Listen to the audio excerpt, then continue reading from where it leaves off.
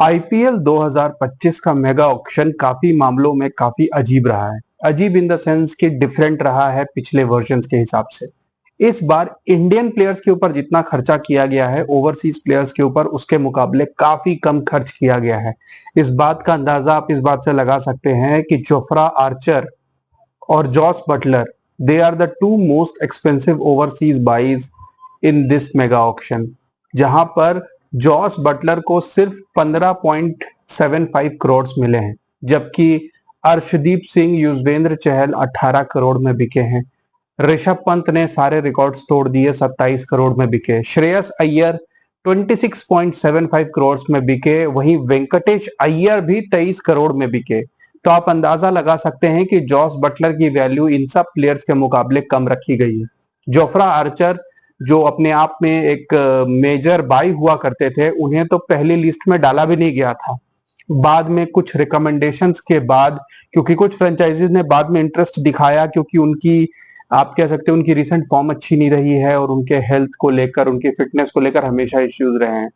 लेकिन बाद में जब जोफ्रा आर्चर की तरफ से कंफर्मेशन आया तो जोफ्रा आर्चर का नाम डाला गया।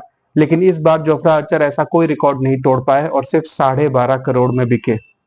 वहीं ट्रेंट बोल्ट भी सेम अमाउंट 12.5 करोड़ में बिके। मिचेल स्टार्क, जिन्होंने पिछले बार सारे रिकॉर्ड तोड़ दिए थे, वो इस बार अपने से हाफ प्राइस से भी कम में आ गए। जहां पिछली बार वो 24.5 करोड़ में बिके थे, इस बार उन्हें 12 करोड़ भी नहीं मिले, 11.75 करोड़।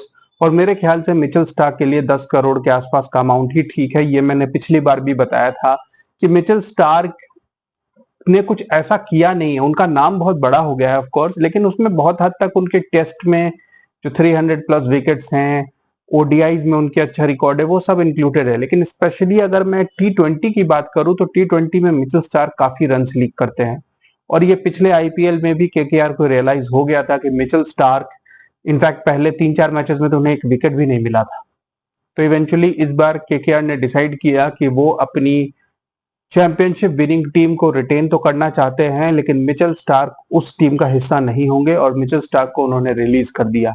मिचेल स्टार्क को इवेंचुअली लिया है दिल्ली कैपिटल्स ने और मेरे ख्याल से एक डिसेंट प्राइस में लिया है। 11.75 crore is a decent bye.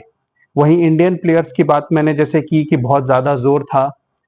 एक और स्ट्रेंज बात है कि बांग्लादेश का एक भी प्लेयर आपको ऑक्शन में नहीं बिका, जबकि 12 प्लेयर्स ने रजिस्टर किया था, इंक्लूडिंग शाकिब अल हसन। शाकिब अल हसन बांग्लादेश के सबसे ज्यादा आईपीएल मैचेस खेलने वाले प्लेयर है, लेकिन अब वो भी अपने करियर के आप कह सकते हो लास्ट स्टेजेस में हैं। उनकी भी फॉर्म कोई खास नहीं है, तो शाकिब अल हसन को भी कोई बायर्स नहीं मिले। तंजिम सकीब, जिन्होंने विराट कोहली को बोल्ड करके काफी हंगामा मचाया था और उनके उल्टे सीधे स्टेटमेंट्स बाहर आए थे और ये भी पता चला था कि वो तो बांग्लादेश का नेशनल एंथम तक नहीं गाते, क्योंकि उनका मानना है कि ये काफिरों ने बनाया है ये गाना। लेकिन काफिरों की लीग में खेलने के लिए, पैसे के लिए उनको कोई फर्क नहीं पड़ता।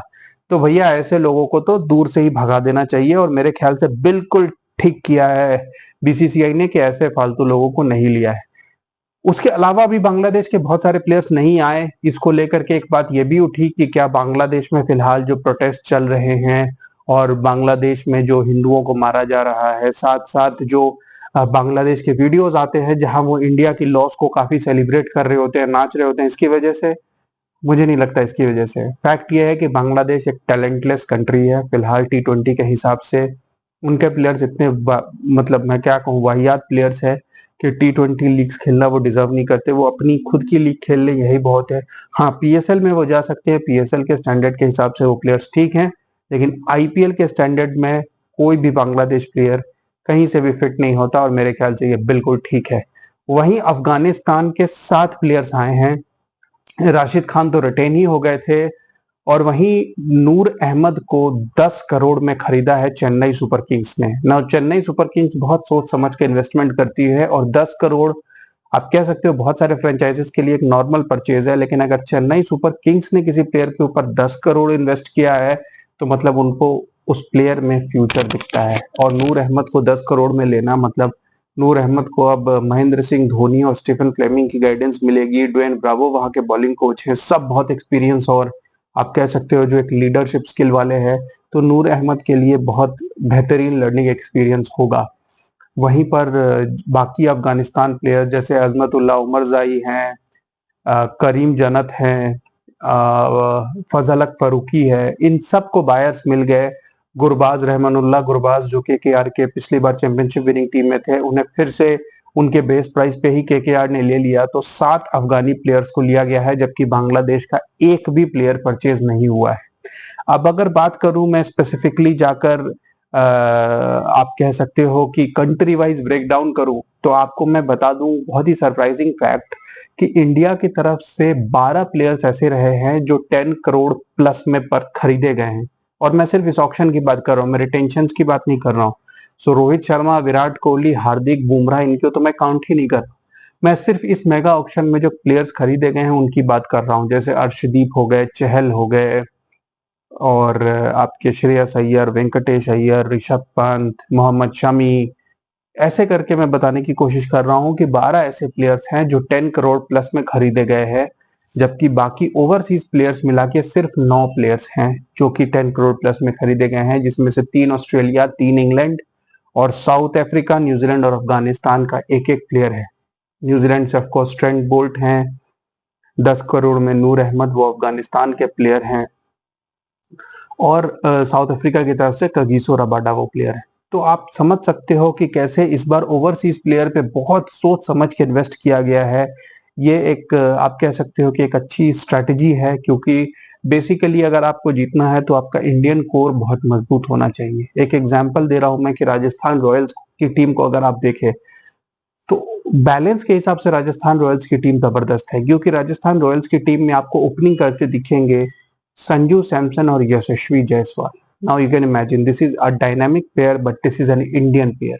इंडियन पेयर का फायदा ये है कि आप इनको आराम से हर मैच खिला सकते हो, इनके कोई और कमिटमेंट्स नहीं होगी, इंटरनेशनल कमिटमेंट्स नहीं होंगी, इंडियन प्लेयर्स हैं, लोकल कंडीशन से फेमिलियर होंगे ये दो। उसके बाद आप इमेजिन करो कि रियन पराग भी इसी टीम में है। तो एक तरीके से अगर आप देखो तो इनके टॉप 4-5 प्लेयर्स जो हैं उसमें आपको कहीं से भी कोई चैलेंज नहीं है ओवरसीज प्लेयर का। नीतीश राणा भी इसी टीम में है, ध्रुव जुरेल भी इसी टीम में है। तो आपके टॉप 4-5 में आपको 4-5 इंडियन प्लेयर्स हैं। रियन पराग भी ऑफ कोर्स हर मैच खेलेंगे, नीतीश राणा भी काफी एक्सपीरियंस आईपीएल है, तो आप कह सकते हो कि टॉप 4 इंडियन प्लेयर्स आएंगे। अब जब किसी फ्रेंचाइज में टॉप 4 प्लेयर्स इंडियन हो तो उनके पास बैलेंस बहुत अच्छा हो जाता है, क्योंकि मेरे ख्याल से ओवरसीज प्लेयर का बेस्ट यूज तब होता है जब वो बॉलिंग या ऑलराउंडर रोल में हो, जो इम्पैक्ट प्लेयर रोल होता है, जैसे या फिर जैसे सिमरन हेटमायर है राजस्थान रॉयल्स में। वो एक ओवरसीज प्लेयर का रियल फायदा है। अगर 130 के स्ट्राइक रेट से बैटिंग करना है तो मेरे ख्याल से वो काम इंडियन प्लेयर भी कर सकते हैं। ओवरसीज प्लेयर के सिर्फ 4 स्लॉट है, और मेरे ख्याल से एटलीस्ट उसमें से 2 से 3 ऐसे होने चाहिए जो बॉलिंग केपेबल होने चाहिए, और राजस्थान रॉयल्स का यही मैं कहूंगा ट्रम्प कार्ड है। उनके पास वनिंडू हसरंगा है, उनके पास महेश तिक्षाना है जो कि बॉलिंग कर सकते हैं, तो जोफ्रा आर्चर ऑफ कोर्स है, तो वो भी हर मैच खेलेंगे। तो आपके पास 3 अच्छे बॉलर्स आप कह सकते हो ओवरसीज के हैं जो प्रॉपर आपको 12 ओवर निकाल के देंगे। उसके अलावा आपके संदीप शर्मा है डेफिनेटली जो बॉलिंग करते हैं। हमने देखा है कि ऑफ लेट रियन पराग भी काफी बॉलिंग करने लगे हैं। तुषार देशपांडे जो कि पिछले साल चेन्नई सुपर किंग्स के लिए काफी अच्छी बॉलिंग कर रहे थे, वो भी इस टीम में है। मुंबई इंडियंस के लिए अच्छी बॉलिंग करने वाले आकाश मदवाल इस टीम में है। तो ओवरऑल 12 ओवर अगर आपके ओवरसीज प्लेयर निकाल लेते हैं तो 8 ओवर में तुषार देशपांडे और Sandeep Sharma they are good bowlers. तो ओवरऑल राजस्थान रॉयल्स की बैलेंस बहुत अच्छी है, और उसका रीजन है कि उनमें इंडियन कोर अच्छे प्लेयर्स T20 स्पेशलिस्ट मौजूद हैं। तो इस बार इस चीज को फोकस में रखा गया है, और ब्लाइंडली ओवरसीज प्लेयर्स के ऊपर 20 करोड़ 22 करोड़ खर्च नहीं किए गए हैं, which is a good thing. Only one player has been bought over 15 crores. Keep watching guys, thank you.